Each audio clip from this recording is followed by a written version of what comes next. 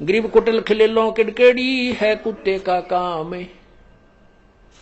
देख बुसैदन और का कदे न निश्चय नाम। गृहपति भरता के ना उठा ये भरम कर्म की सूले, आन उपासी जलत हैं पड़े युगन युगन भूल। जैसे जो सच्चा भक्त होता है उसने एक परमात्मा के नाम को स्वीकार कर लिया, ज्ञान ग्रहण कर लिया, तो वो फिर बाद में शंका नहीं करता अपने गुरुदेव की किसी भी क्रिया में, तो वो भक्त है।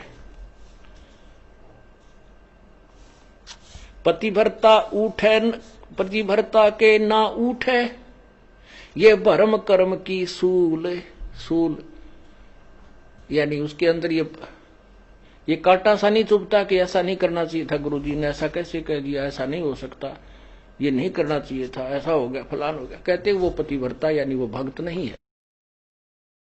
पतिव्रता के उठे नहीं इस कर्म भ्रम की भूल, जो कर्म किया जा रहा है सतगुरु जो कह रहे हैं उसमें भ्रम पैदा करता है, उसमें अविश्वास करता है, वो दुष्ट आत्मा है, चाहे कितनी दान करे कितनी भक्ति कर रहा है, नथिंग है उसके पास। जैसे काल उदाहरण दिया था आपको,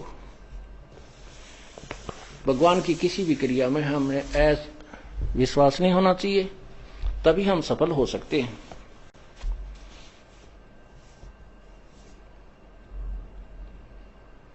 अब जैसे परमात्मा ने लीला की थी, एक गणिका को एक बेटी थी जो वैसा प्रसिद्ध थी, लेकिन बाद में वो अपने कर्म धर्म को सुधार चुकी थी, प्रभु के चरणों में अधिक लगती थी, क्योंकि जिसने अपने पाप पिछले दिखते हैं वो ज्यादा निकट आता संतों के, और वो नकली भक्तों को सुहाई नहीं। गुरु जी ऐसे नहीं करना चाहिए, गुरु जी ने यहां नहीं बिठानी थी, ये वह लड़की बदनाम है, संगत बदनाम हो जाएगी, आश्रम बदनाम हो जाएगा, ऐसा नहीं करना चाहिए। तो ये शिक्षा जो हम देते हैं गुरु जी के, तो हम दुष्ट आत्मा हैं। संत की क्रिया को यदि हम समझ जाए तो फिर हम मन संत हो गए, फिर यहाँ स्टूडेंट बनकर बैठने की क्या जरूरत है तुम्हारी। पुण्यात्माओं, जो भी आप बुद्धिमान ये हो जाओगे, नहीं हो तो धीरे धीरे परमात्मा बहुत झटके देगा, तो हम तभी वहां पार होंगे। कहते हैं कच्चा हीरा कर्च हो और नहीं सह घन भार, ऐसा यो मन हो रहा वहां लेखा ले दर करतार। हीरे को परखने की एक सिंपल एक विधि है, उसको ऐरन पर रख देते हैं, नीचे लोहे के प्लेट पर बहुत बड़ी भार है, एक मूसल सा होता है, और ऊपर से उसके घंट ठोकते हैं। यदि वो खरोंच हो जाती है उस हीरे के, तो वो कच्चा हीरा एक आनेगा नहीं, और वो जो का त्यों है उसके निशान भी नहीं बनता है, तो वो पक्का हीरा है, उसी की कीमत है। तो यहां परमात्मा कहते हैं कि कच्चा हीरा कर्च होए, कच्चा भक्त फिसट जाएगा, ये क्या हो गया, ऐसा नहीं करना चाहिए था गुरु जी ने, ऐसा नहीं होना चाहिए था, पर कैसे हो गया। अरे पशु, आज तक तूने ये सीखा इतने ज्ञान में। तो परमात्मा कहते हैं कच्चा हीरा कर्च हो नहीं सह घन भार घन मार, ऐसा यो मन हो रहे तो लेखा लेकर तार। पक्का हीरा बनोगे तो कीमत है, कच्चे की कितनी। और परमात्मा कहते शीश तुम्हारा जाएगा कर सतगुरु को दान, मेरा मेरी छोड़ दे यूं ही गयो मैदान।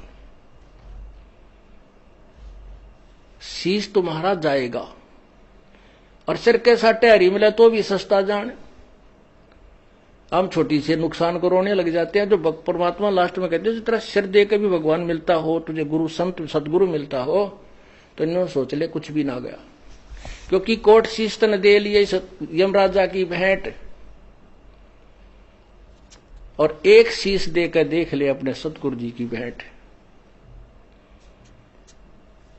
कोट शीश तन दे लिए यमराजा की फेंट, ये तो धकेत ले है, और एक शीश देकर देख ले सतगुरु अपने की भेंट। भेंट होती सब इच्छा से देना, और फेंट है झटके में, कोई फटकारा मार के, कोई झटका दे के, कोई किसी प्रकार खत्म कर देना। कहते एक शीश दे, शीश कैसे देना है। शेर सौंप्या गुरुदेव को सफल होया यो शीश, नतानंद इस शीश पर आप बसे जगदीश। शीश कैसे देना है, गुरु जी की आज्ञा का पालन करना है। गुरुजी कहेंगे शराब मत पी, बीड़ी मत पी, मांस ना खा, चोरी मत कर, ठगी ना कर, और ये साधनाएं मत करना। तो हमने उनकी प्रत्येक आज्ञा का पालन करना चाहिए, चाहे हमने वो ऐसा लगे कि ये ठीक नहीं है तो वो गलत है, उसको नहीं, क्योंकि हमारी बुद्धि इतनी अच्छी होती तो हम पहले ही चले जाते भगवान के दरबार में, या धक्के खाते ना अड़ते।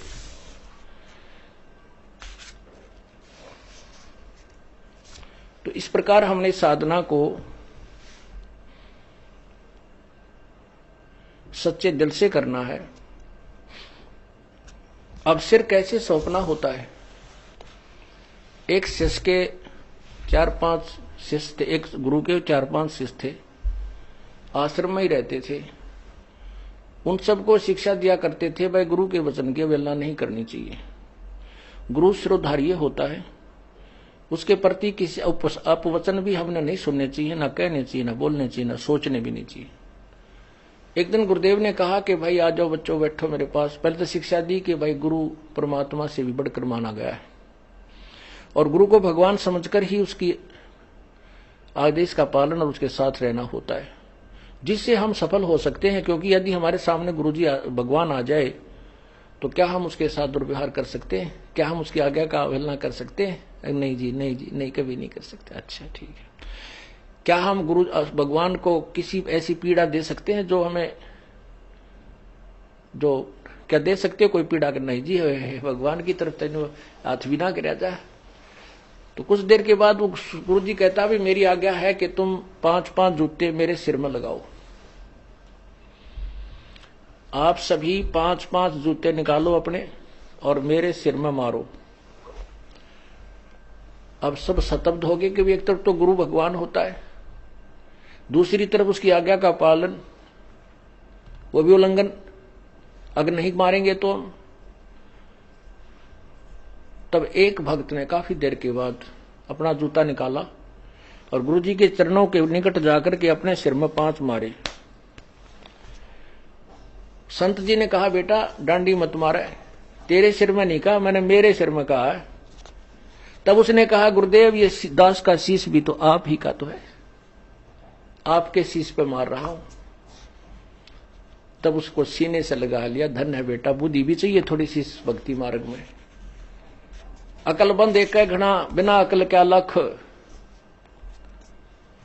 तो ऐसे परमात्मा कहते सिर सौंपया गुरुदेव को, सफल हुआ यो शीश। संत जी कह रहे हैं और नितानंद इस शीश पे आप बसे जगदीशी। मारा रहा नहीं उसका है, इसने मारो चाहे छोड़ो, रखो चाहे खत्म करो, तो काल भी अड़प लेगा किसी दिन। भगवान लेगा तो ठीक ठिकाने तो रखेगा, मनुष्य जन्म दे देगा तो किरा कित गधा बना के छोड़ देगा।